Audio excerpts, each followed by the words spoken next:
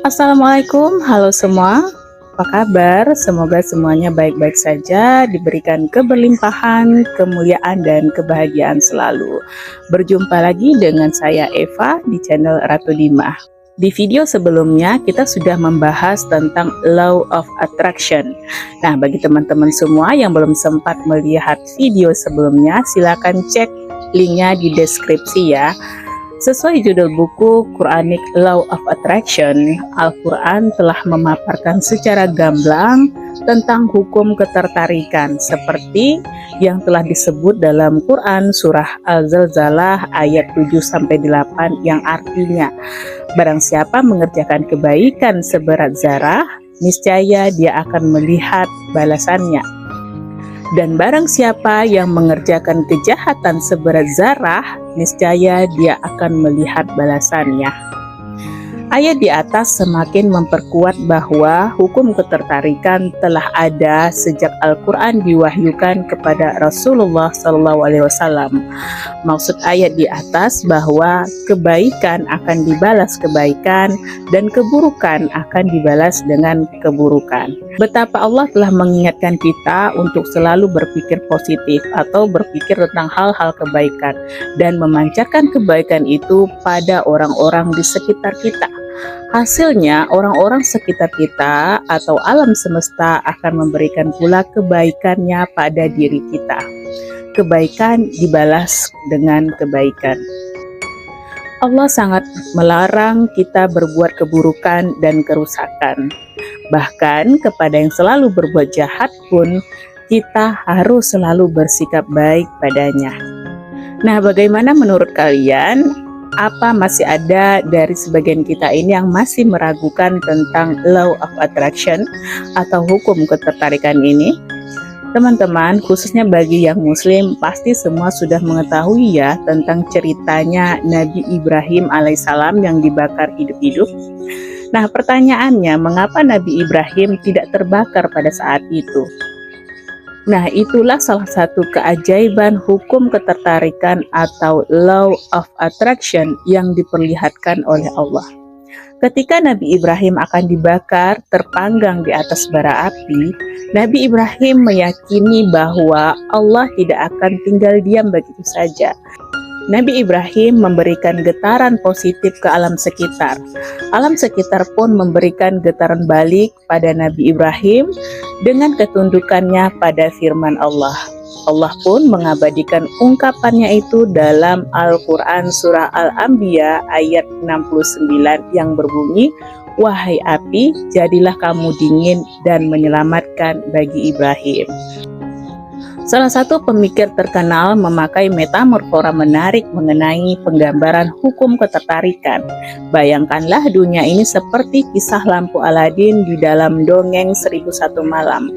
Bayangkan saat kita membutuhkan sesuatu, kita tinggal menggosok lampunya, maka akan muncul jin ajaib dan berkata pada kita, "Harapan Anda adalah perintah untuk saya." Bayangkanlah alam semesta mengatakan hal tersebut kepada diri kita. Teman-teman pasti sering ya mendengar ungkapan bahwa kata-kata itu adalah doa. Nah, mengapa kata-kata itu bisa menjadi doa? Jawabannya sederhananya karena kata-kata itu bermuara dari pikiran kita. Sesuatu yang kita ucapkan pasti melalui proses pikiran. Tidak mungkin kan kata-kata itu bisa terucap dari mulut kita begitu saja tanpa digerakkan oleh pikiran kita. Nah, teman-teman, jika kita menginginkan kehidupan yang lebih baik dan lebih bahagia dari sekarang, seperti gambaran hukum ketertarikan yang harus kita lakukan sekarang adalah kendalikan pikiran kita. Sebab pikiran kita bisa berdampak pada nasib kita ke depannya. Saya berikan sebuah contoh. Sebagian mungkin di antara kita saat ini ada yang sedang dalam kondisi sulit, terlilit hutang, tutup lubang gali lubang, hutang tidak kunjung selesai. Pertanyaannya, mengapa hutang tidak lunas-lunas? Nah, teman-teman, orang yang berhutang pikirannya selalu gelisah, rasa khawatirnya itu tinggi, cenderung overthinking. Makanya orang berhutang biasanya lebih ganas dari yang memberikan hutangan. Betul atau tidak? Nah, getaran dari pikiran dan perasaan yang seperti inilah yang akan memancarkan energi negatif. Sehingga energi balik yang akan diterima dalam kehidupannya pun akan banyak menghasilkan energi yang negatif juga. Jadi solusinya apa? Supaya pikiran kita bisa tenang dan energi yang dihasilkan pun adalah energi yang positif, dan apabila pikiran kita positif akan semakin cepat mendapatkan solusi atas masalah kita. Solusinya adalah ubah fokus pikiran kita. Jika selama ini kita berfokus pada masalahnya, yaitu hutang, dan hutang, hutangku kok banyak, ya Tuhan, kapan hutangku ini akan selesai? Kapan aku akan terbebas dari hutang? Bla bla bla bla. Sekarang yang perlu kamu praktekkan adalah bayangkan jika hutangmu lunas. Iya, betul. Sekarang fokus pikiranmu bahwa kamu sudah terbebas dari yang namanya hutang.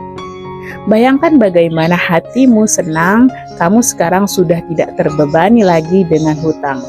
Pikiran dan perasaanmu terasa nyaman, tidur pun bisa lebih nyenyak, makannya enak, kamu bisa memiliki uang lebih, bisa menikmati liburan bersama keluarga. Rasakan perasaan itu dengan perasaan yang pol, sampai kamu merasa lebih plong, lebih nyaman, dan pikiranmu jauh lebih tenang. Nah, lakukan afirmasi ini setiap hari agar getaran dari pikiran dan perasaanmu memancarkan energi positif ke alam semesta, dan alam semesta akan meresponnya dengan mendatangkan energi yang positif juga, mendatangkan lebih banyak kebaikan dan memberikan solusi dalam kehidupanmu. Tidak hanya masalah hutang, tetapi masalah-masalah hidup lainnya pun akan segera teratasi. Percaya dan yakin kepada Tuhan, yakin kepada Allah bahwa setiap masalah itu pasti ada jalan keluarnya. Terima kasih teman-teman sudah menyaksikan video ini sampai dengan selesai. Video selanjutnya kita akan membahas tentang keimanan, kesuksesan, dan kebahagiaan. Pastikan subscribe dulu dan aktifkan lonceng notifikasinya supaya kamu tidak ketinggalan video selanjutnya. Sampai jumpa di video selanjutnya. Wassalamualaikum warahmatullahi wabarakatuh.